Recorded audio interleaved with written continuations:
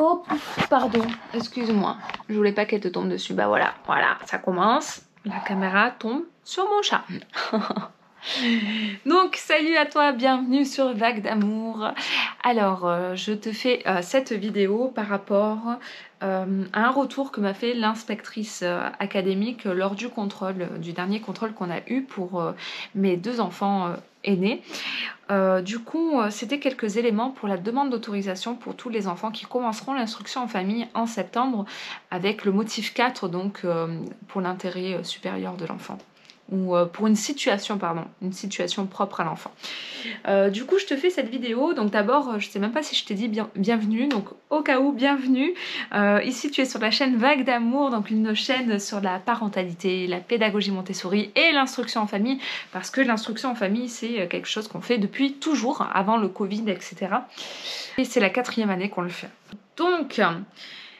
dans cette vidéo, je vais te parler, comme je te disais, de certains retours que m'a fait l'inspectrice académique, notamment donc sur la demande. Et donc, c'est la 4e année qu'on le fait. Donc, dans cette vidéo, je vais te parler, comme je te disais, de certains retours que m'a fait l'inspectrice académique, notamment donc sur la demande. Comme je vous ai fait dans les précédentes vidéos, il faut bien remplir un CERFA pour faire la demande d'autorisation. Mais par exemple, pour toutes les familles qui ont eu un contrôle positif, même si elles n'ont pas encore reçu le rapport de ce contrôle, ce n'est pas un problème. Du moment qu'il est positif, vous n'avez qu'à écrire sur le CERFA la date du contrôle, le jour où il a été effectué, et à l'envoyer. Et eux, en fait, en interne, ils pourront retrouver les différents éléments qui diront oui, là, le contrôle est positif. Donc, en fait, vous pouvez dès à présent faire votre demande si vous le souhaitez, si vous souhaitez être tranquille par rapport à ça, voilà. Ensuite, elle me disait que par rapport aux cartes d'identité et livret de famille, en fait, pour justifier de l'identité de l'enfant, il faut 2 justificatifs d'identité. Donc, ou livret de famille, donc les premiers, ça va être livret de famille ou extrait d'acte de naissance. Et le deuxième, ça va être carte d'identité ou passeport. Sauf que la plupart des enfants de 3 ans, ou de bientôt 3 ans, n'ont pas forcément de passeport ou de carte d'identité parce que ce n'est pas quelque chose d'obligatoire dans la loi française. Du coup, beaucoup de familles se retrouvaient embêtées et avaient peur d'être refusées pour la demande d'autorisation. Donc voilà, l'inspectrice nous en a parlé et elle nous disait qu'il n'y a pas de souci pour cette année, exceptionnellement, comme ça a été fait un peu au dernier moment, et bien exceptionnellement, le livret de famille ou l'extrait d'acte de naissance seul est accepté. Par contre, si vous avez un rendez-vous d'ici le 31 mai pour la demande d'autorisation pour faire une carte d'identité ou un passeport, n'hésitez pas à mettre le récépissé, comme quoi le document est en train de se faire, et à le joindre à votre demande. Comme ça, ça vous fait quand même un élément supplémentaire. Mais techniquement, légalement, ils sont censés vous accepter la demande. En tout cas, c'est pas quelque chose qui vous bloquera pour l'autorisation. Ensuite, pour les familles qui, comme nous, ont des enfants qui font déjà l'instruction en famille et ont le petit dernier ou la petite dernière qui va commencer en 2022. Elle nous a aussi parlé de ça. Elle nous a dit, écoutez, pour votre fille, étant donné que vos enfants plus grands font déjà l'instruction en famille et que vous avez tout le matériel chez vous pour faire l'instruction en famille, c'est une situation propre à l'enfant. Et du coup, ça ne posera pas de problème. Donc, c'est accepté, en tout cas dans les conditions de situation propre à l'enfant. Pour eux, c'est valable. Voilà. Donc, je vous le dis au cas où, parce que ça peut rassurer certains parmi vous. Voilà. Après, niveau dossier pédagogique, elle me disait qu'un dossier tel qu'on l'avait fait suffisait.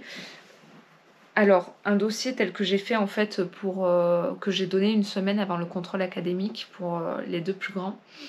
Pour moi, le dossier est un peu léger, on va dire. Donc, je pense que je vais faire plus quand même.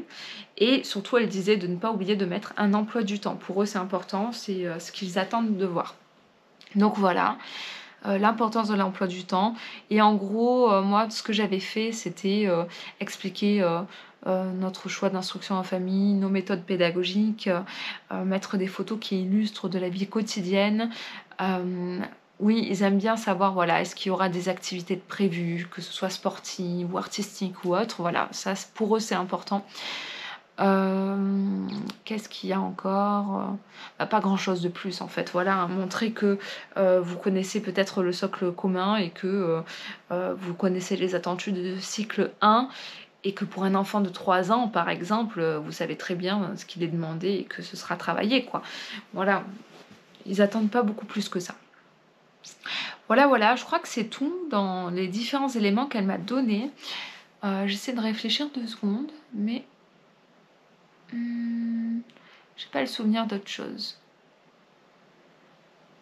Donc elle nous demandait de le faire le plus rapidement possible par rapport à toutes les demandes qu'ils ont, comme quoi c'était plus simple par rapport au fait qu'après, s'il manque des pièces, le renvoi de dossier, etc. Bon, voilà. Chacun fait comme il le sent, en tout cas il faut que ce soit fait avant le 31 mai. Donc pour la carte d'identité, a priori c'est une directive nationale, donc ce sera accepté même sans carte d'identité, pour rappel. Voilà, pour situation propre à l'enfant, elle me disait que c'était assez, comment dire, c'était vraiment, ça serait étudié au cas par cas, parce qu'il y a tellement de situations différentes qu'ils ne peuvent pas mettre de prêt à établir de règles, on va dire. Du coup, voilà, on verra ce que ça donnera. Mais voilà, j'espère que cette vidéo vous aura aidé en tout cas, que ça vous aura apporté un peu plus d'éléments, que ça vous aura peut-être rassuré par rapport à cette demande d'autorisation, j'espère.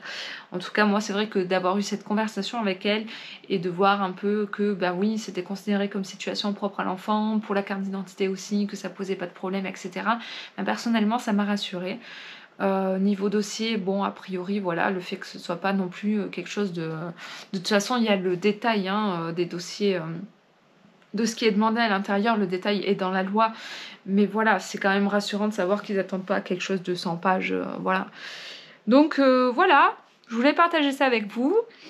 J'espère que tout se passe bien de votre côté. Si vous voulez partager un peu autour de l'instruction en famille, etc. ou des questions éventuelles, n'hésitez pas à les poser en commentaire. Et puis j'y répondrai dès que possible. Et je vous souhaite une très belle journée. À bientôt.